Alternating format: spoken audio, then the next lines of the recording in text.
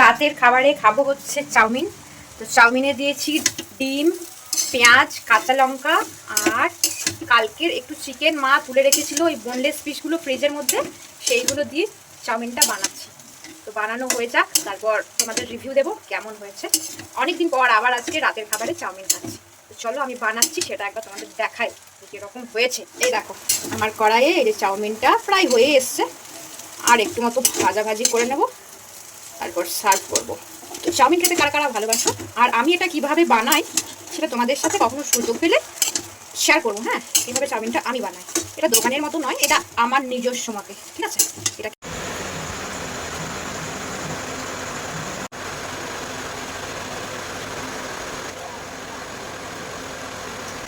আরো দারুণ। হ্যাঁ, আরো দারুণ সস। অনেস্ট রিভিউ দিচ্ছিস তো?